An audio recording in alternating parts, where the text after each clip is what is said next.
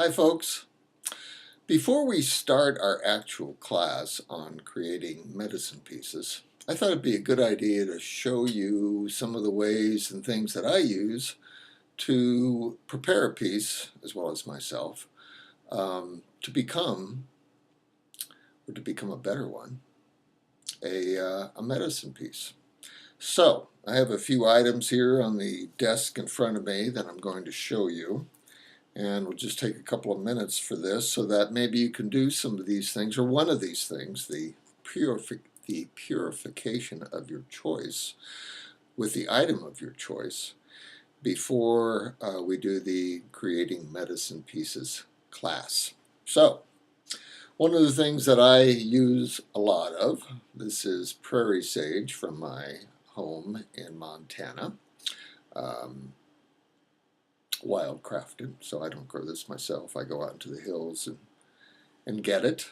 I prefer it this way rather than a lot of those dense wands that you can get with sage, simply because I find that it burns better and then I can do more different things with it myself. But either one works fine. And you can use this type of herbal sage. By herbal, I mean that it is not woody like sagebrush is. You can also use the leaves from sagebrush, but this is what I prefer. Another purification plant is sweetgrass. This is a braid of sweetgrass.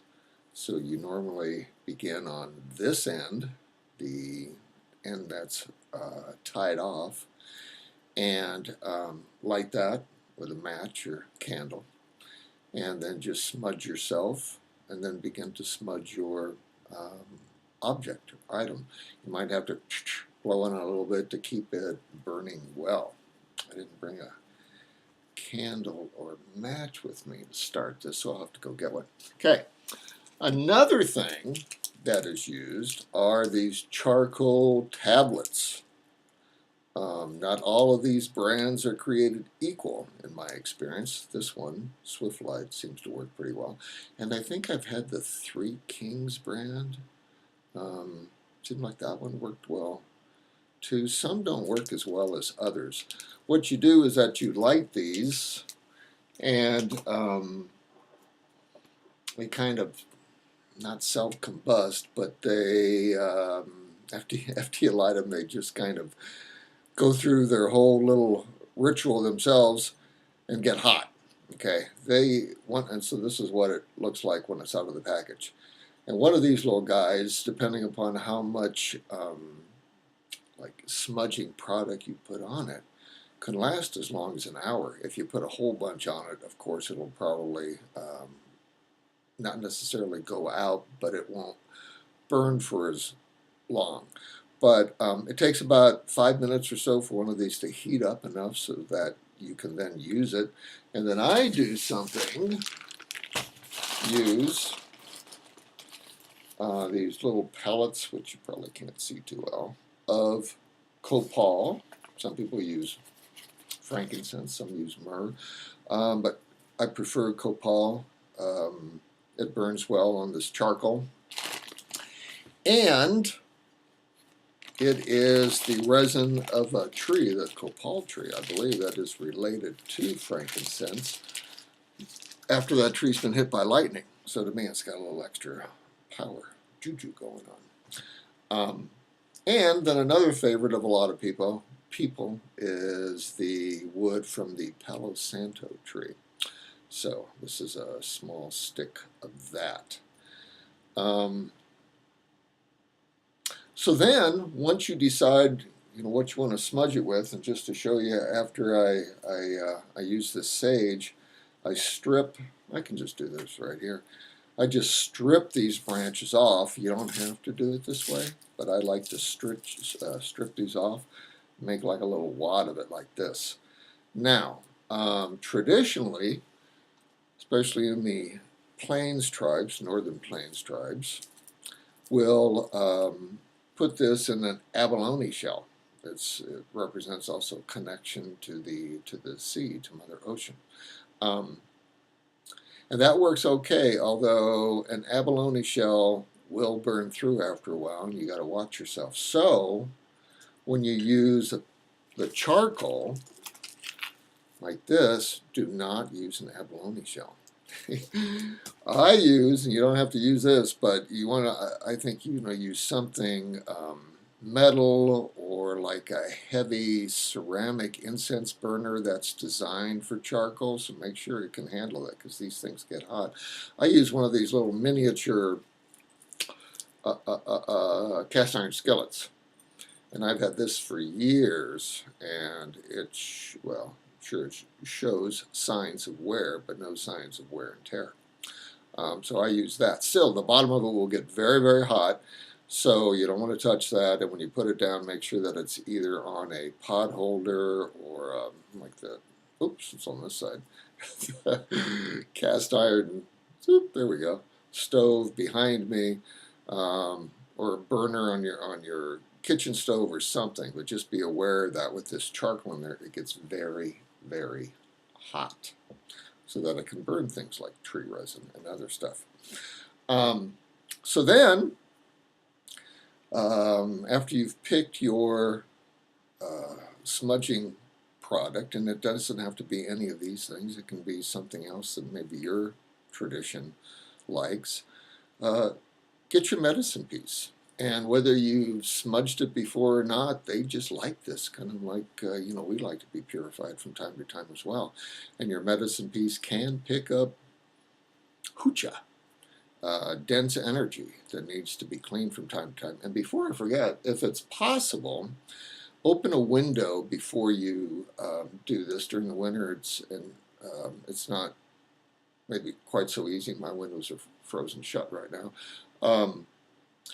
And for just a small smudging like this, where you're probably not going to be using a lot of smudge, it's not that necessary. But if you smudge, and we'll get into this later in a more advanced class, when you smudge a larger space, it's a good idea to be able to open up at least one window. So again, you can get that dense energy hooch out. Make sure you get the corners. A lot of stuff gets stuck in the corners. You don't want that. So, I think what I will do is I'm going to grab a candle and my fan, winged fan, so that I can show you one of the ways that I do this. Just a second.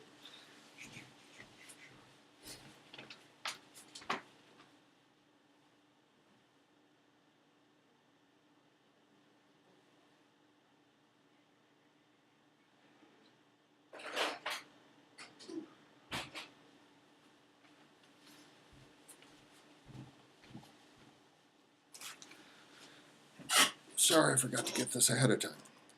Anyway, just a candle, a little votive candle. And just for ease of use and speed, I am going to use this Palo Santo. Okay, so just put it over the candle.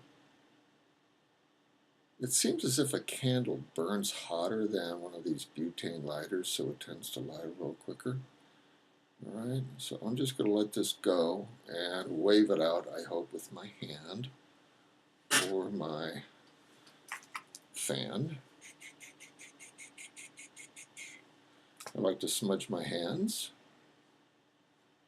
I have a particular ritual that I use for this, but I don't want to make it sound as if you can only do it one way, so do it your way. Smudge myself a little bit. Give it a little bit more smoke.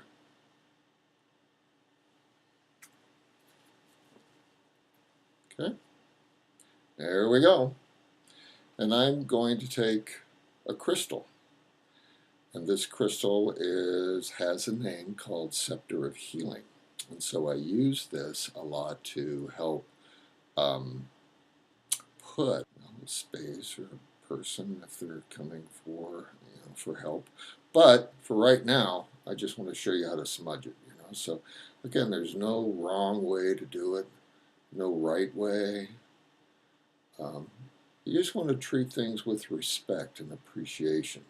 again, for their story, for their magic, for their mystery. I'm going to give it just a little bit more. And then after using a piece, I will smudge it again or put it in a stream in the moonlight or sunlight or whatever until I feel like, okay, it's released that dense energy that I no longer serves us. And that energy in time is transformed by other creatures, beings, entities on the planet, which is not part of this class, so we won't get into that. Nothing to be afraid of. It's a big thing. Nothing to be afraid of. Okay, so I did that for the crystal. And then normally I put it down on an altar area or something so that it just doesn't go right down on an unpurified place. I have my pouch of sage over here, so I'm going to put it there. And then another item that I use, okay, is a carved jaguar from black onyx, I believe this stone is. Okay, and so just going to do it again. Not that you need to see it again, but just to let you know that you do not have to use a crystal. It can be whatever you wish. Don't necessarily like to blow out the flame because that's more of like to me, a life extinguishing act. But by waving it out, okay, and I get Gato Vista ready to go. Okay, and they like this. They like this. Okay, so it took longer than I had expected, but I wanted to show you a little something, something. And so try to do at least one piece. Well, one piece would be great before our class, and we'll be ready to go. So thanks again. Look forward to talking with you again soon. Bye-bye.